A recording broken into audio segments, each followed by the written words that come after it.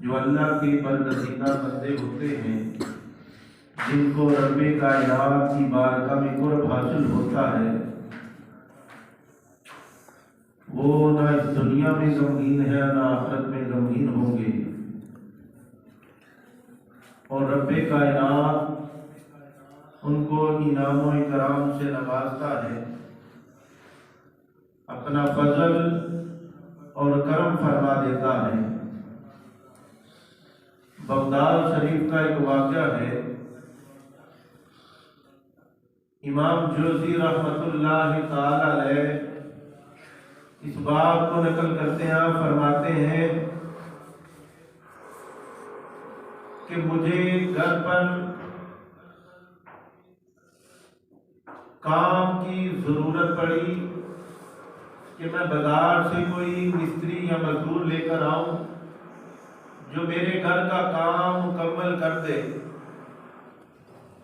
इमाम जोज़ी रहमतुल्लाह ताला अलैह आप फरमाते हैं, जब मैं बाजार की तरफ गया कि कोई मजदूर मिल जाए, कोई बंदा मिल जाए, मैं देखता रहा। क्या देखता हूं कि एक साइड पे, एक कोने पे एक शख्स बैठा है, जिस्म बहुत कमजोर सा,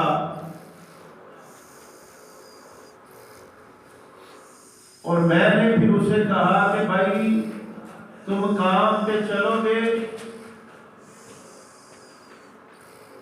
वो कहने लगा, हाँ जरूर चलूंगा।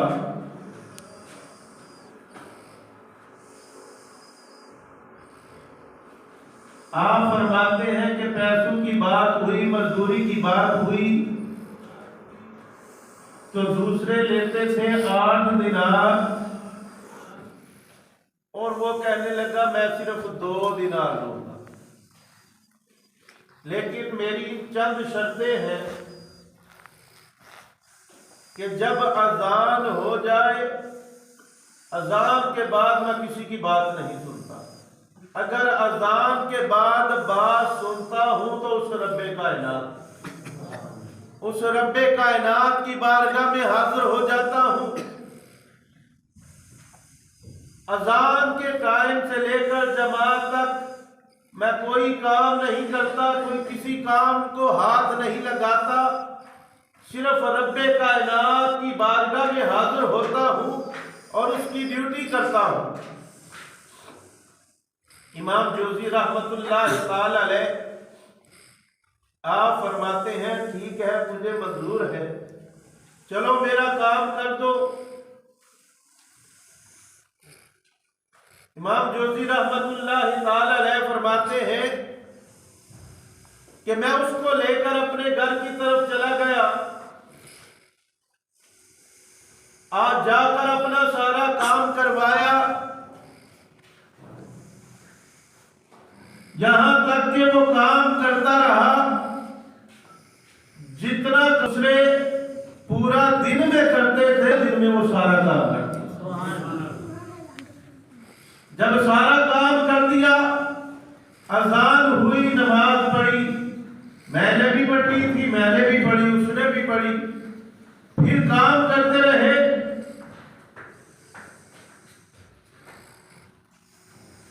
और कुछ काम बाकी बच गया, दिन तो पूरा गुजर गया। असर का वक्त हुआ,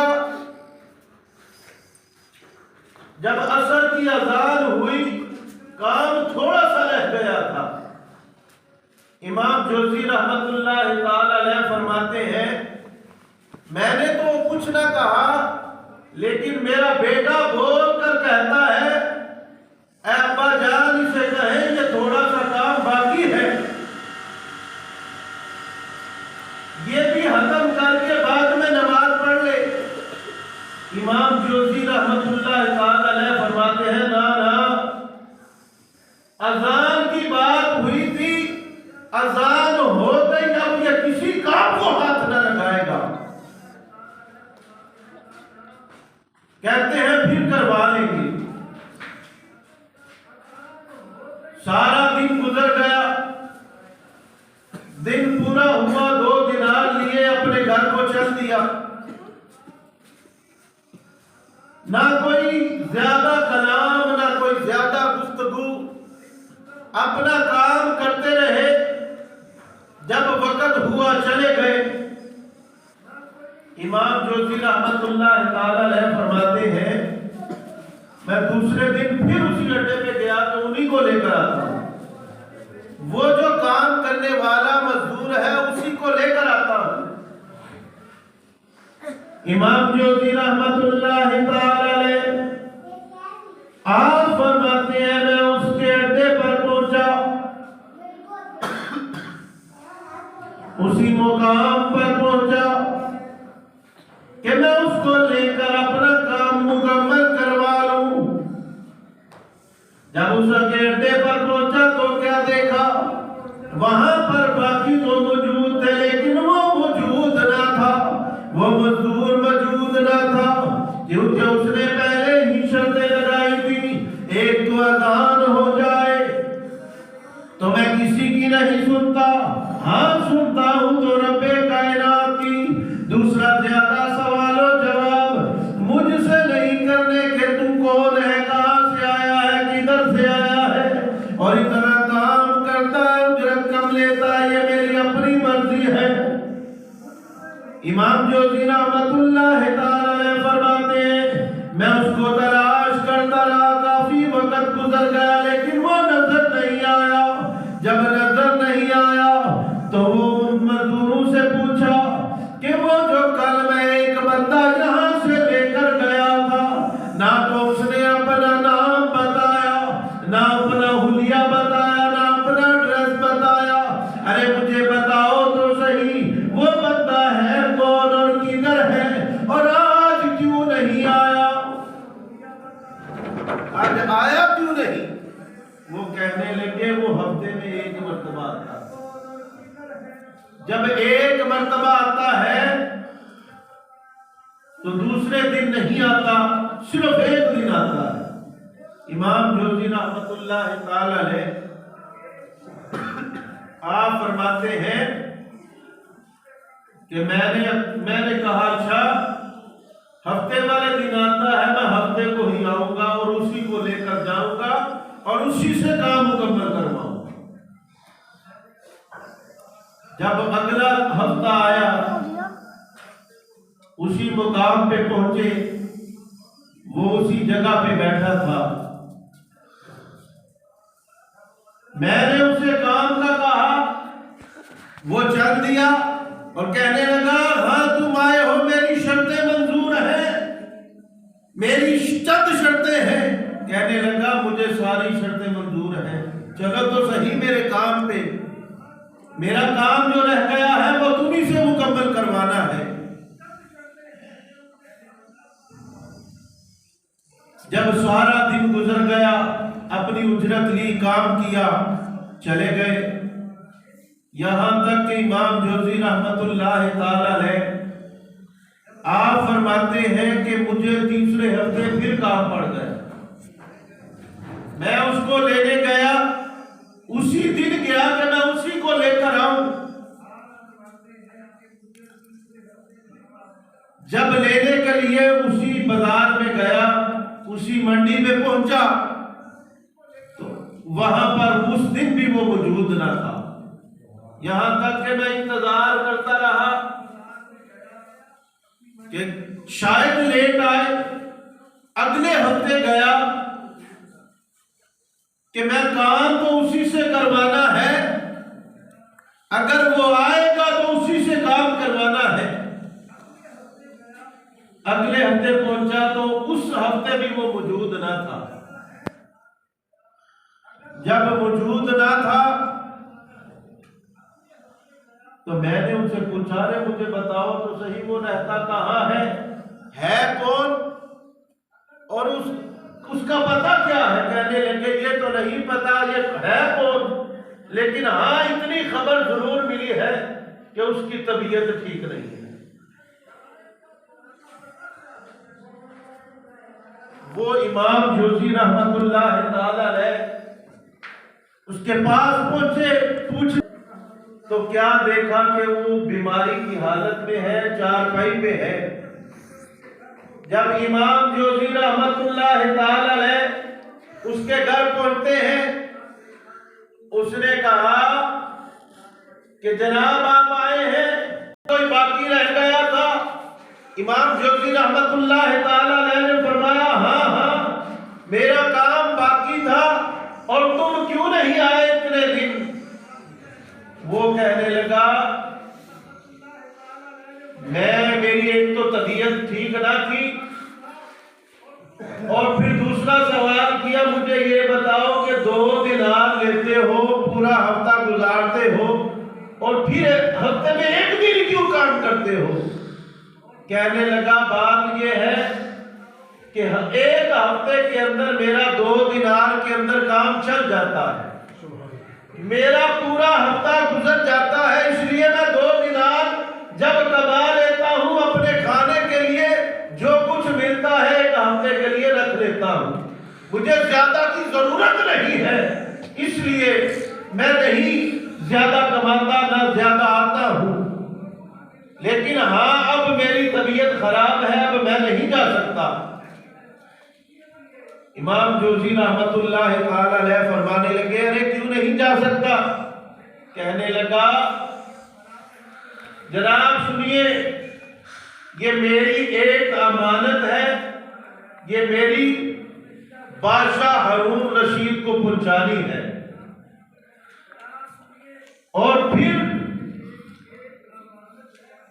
आपको मैं बता देता हूं कि मैं चंद घड़ियों का मेहमान हूं, मैं इस दुनिया से जाने वाला हूं। तो ये मेरा किसी पे कोई कर्ज नहीं, कोई लेन देन नहीं, कोई कुछ नहीं, ये एक इमानत है और जो आपने बादशाह हारून रशीद को पहुंचानी है। इमाम जोजी रहमतुल्लाह ताला अलैह फरमाते हैं कि वो वक़्त का बादशाह है, वो कैसे मुझे मिलेगा। वो कहने लगा मिल जाएगा, आपने बस इतना कहना है क्या बादशाह सलामत तेरी एक अमानत मेरे पास है वो ले ले, फिर मुलाकात हो जाएगी। यहां तक कि वो घड़ियां वो वक़्त वो इमाम जोजी रहमतुल्लाह ताला अलैह फरमाते हैं मैं पूछता रहा कि तुम हो कौन, लेकिन कुछ ना बताया। रूह कब्ज़े अंतरी से परवाज कर गई। इमाम जोजी रहमतुल्लाह ताला अलैह फरमाते हैं मैंने गुस्ल का एहतमाम किया, कफन दफन का एहतमाम किया, जनाजा पड़ा दफना दिया, यहां तक कि मैं बादशाह हारून रशीद के दरबार में पहुंच गया। जब बादशाह हारून रशीद के दरबार में पहुंचा, मैंने आवाज लगाई, दरबार को भेजा कि बादशाह हारून रशीद को बोलो मैं तुमसे मुलाकात करना चाहता हूं, मिलना चाहता हूं।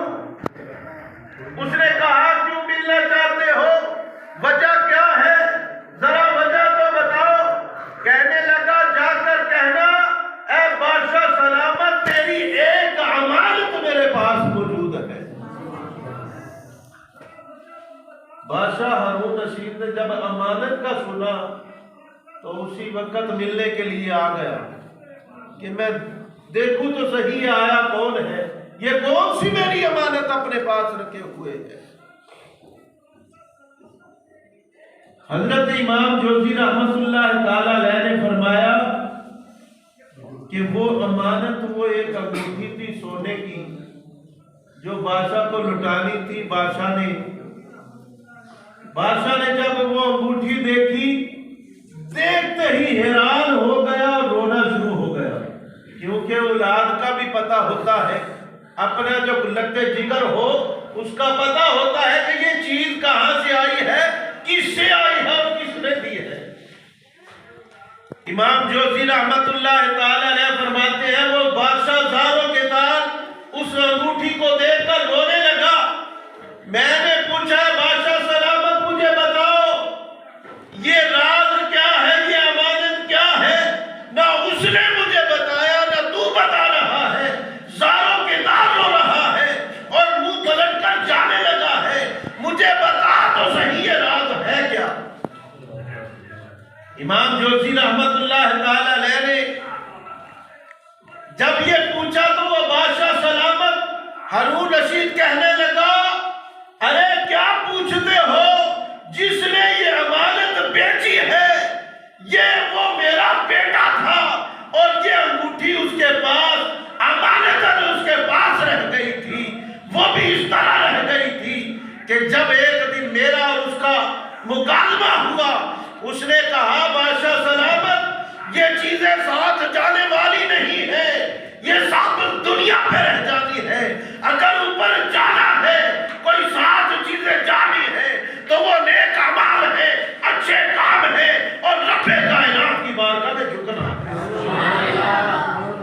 वो चीजें साथ जाने वाली है। ये मालो बता, जितनी तू मेहनत करता है, तू वक्त का बादशाह है, ये साथ जाने वाली चीजें नहीं है।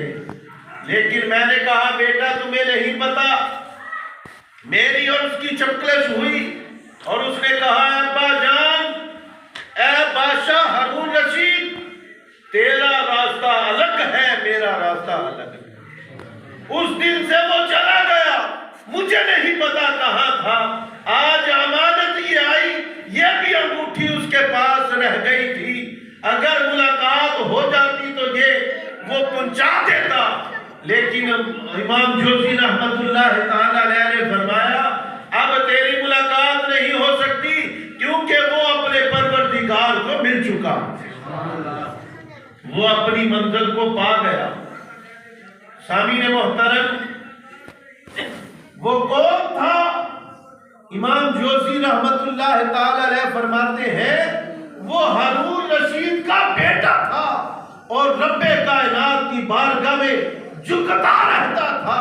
और वो ये सबक भी दे गया कि अरे लोगों, ज्यादा मालो दौलत के पीछे ना पड़ जाना, बल्कि ये दुनिया की चंद चीजें हैं, अगर साथ जाने वाली कुछ चीजें हैं तो वो